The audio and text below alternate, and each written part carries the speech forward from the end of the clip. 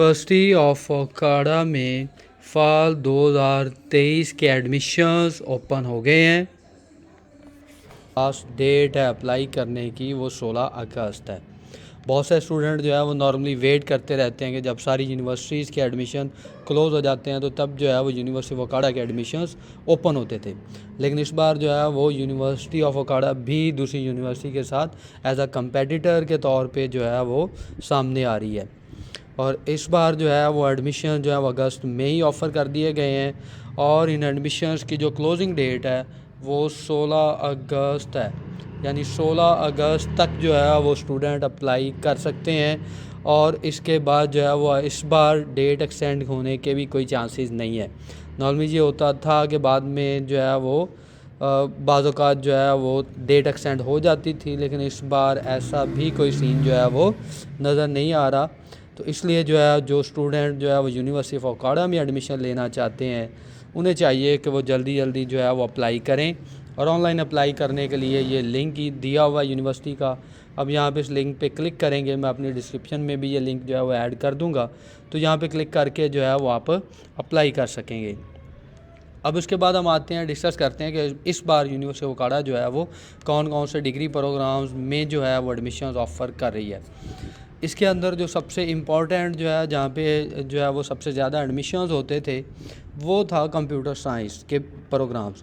पहले university of Okara जो है वो कंप्यूटर साइंस में 4 डिफरेंट प्रोग्राम्स में एडमिशन्स ऑफ़र करती थी, जिसमें जो है वो BS कंप्यूटर साइंस था, BS इंफॉर्मेशन टेक्नोलॉजी थी, BS सॉफ्टवेयर इंजीनियरिंग था और उसके बाद जो है वो BS डेटा साइंस था।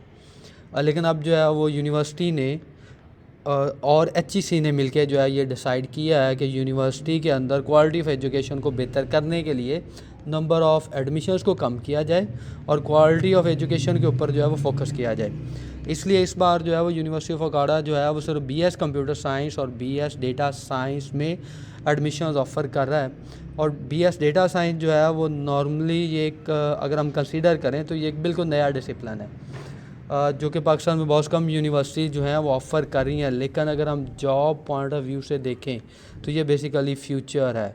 कंप्यूटर साइंस के जितने प्रोफेशनल लोग हैं वो प्रेफर कर रहे हैं अब कि वो डेटा साइंस के रिलेटेड जो टॉपिक्स हैं उनमें काम करें। और इन फ्यूचर जो सबसे बड़ी जॉब मार्केट है कंप्यूटर साइंस वालों के लिए वो भी डेटा साइंस बनने जा रहा है। तो इसलिए जो है वो ये एक बहुत अच्छा चांस है ऐसे स्टूडेंट्स के लिए कि जो अपना फ्यूचर जो है वो कंप्यूटिंग के रिलेटेड डिसिप्लिन्स में आगे जो है वो देखना चाहते हैं, तो उनके लिए BS डेटा साइंस की अभी भी ऑप्शन है। लेकिन बाकी 2 प्रोग्राम जो है वो BS सॉफ्टवेयर इंजीनियरिंग और BS इंफॉर्मेशन टेक्नोलॉजी इस बार जो है वो यूनिवर्सिटी ऑफ ओकाड़ा जो है वो ऑफ़र नहीं कर रही।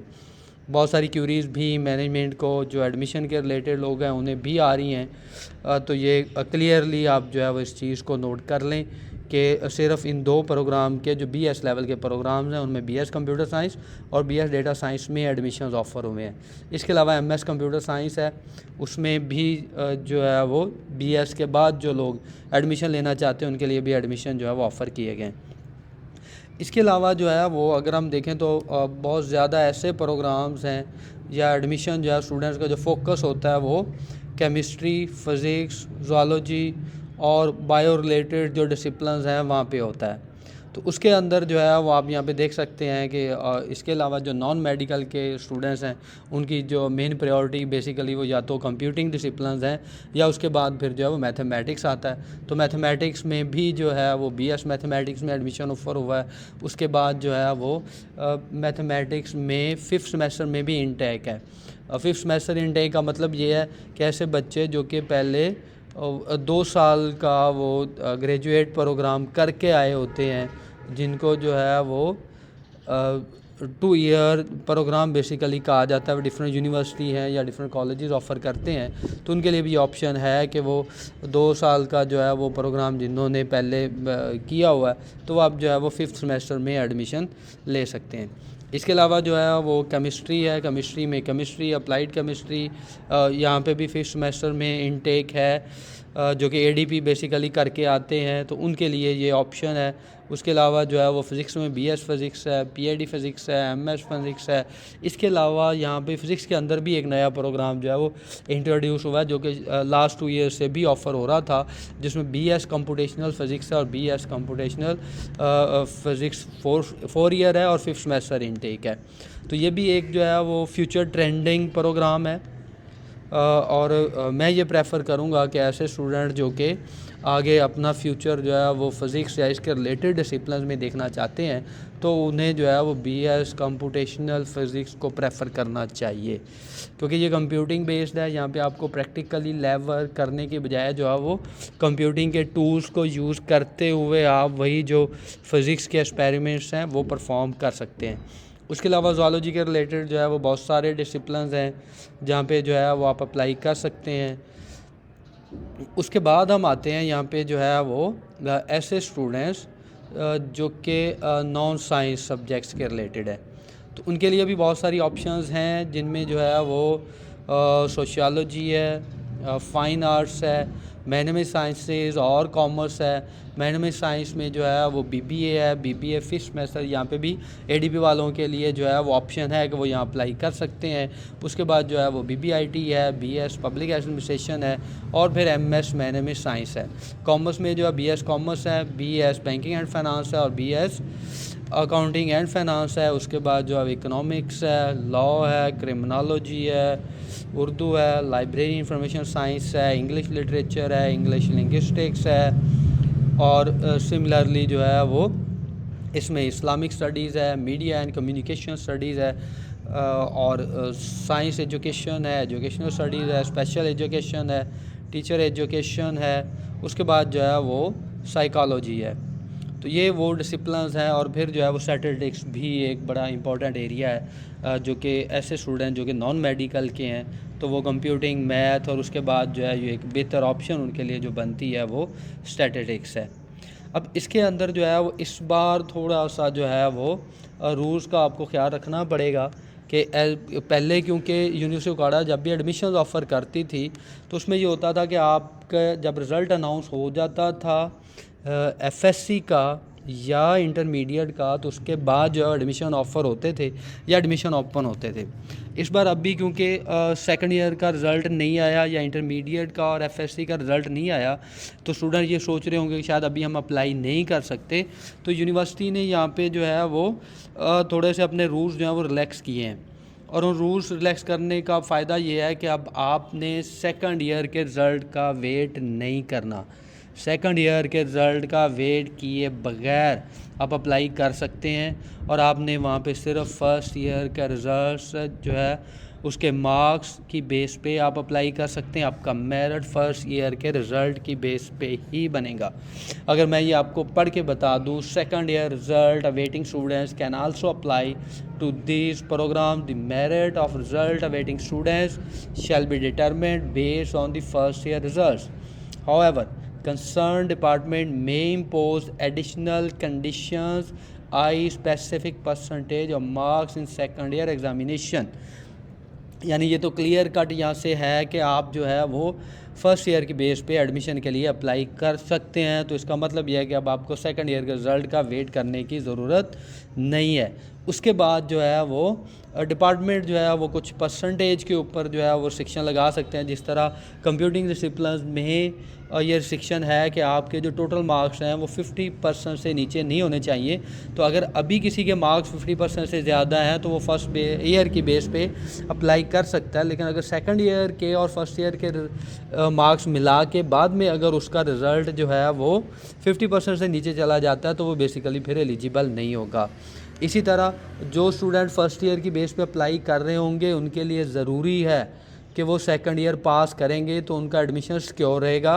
अगर वो सेकंड ईयर का पास नहीं होते, उनकी सप्ली आती है या वो फेल हो जाते हैं, तो फिर उनका एडमिशन जो है वो कैंसिल हो जाएगा। लेकिन उसके अंदर फिर स्टूडेंट्स के माइंड में एक जो है वो क्वेश्चन आता है कि अगर हमारा एडमिशन कैंसिल होता है तो सिनेरियो में क्या बनेगा।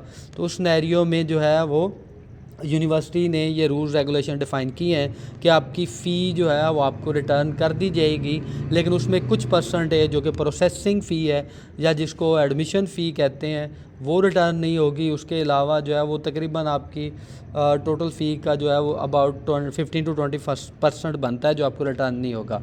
तो बाकी जितनी भी अमाउंट है वो आपको रिटर्न हो जाएगी।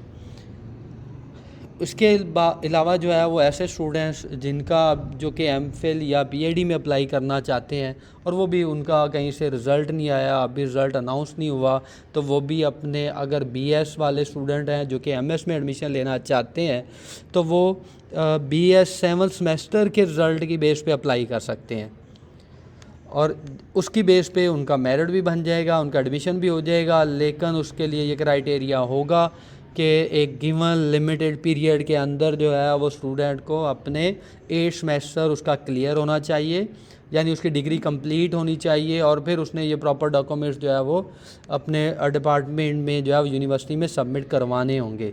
तो यहाँ पे भी कंडीशंस आज ये इम्पोज्ड है कि अगर आपका डिग्री जो है वो गिवन टाइम में पास आउट नहीं होती तो फिर जो है वो जो 7th सेमेस्टर की बेस पे जिन लोगों ने अप्लाई किया होगा उनका भी एडमिशन जो है वो कैंसिल हो जाएगा।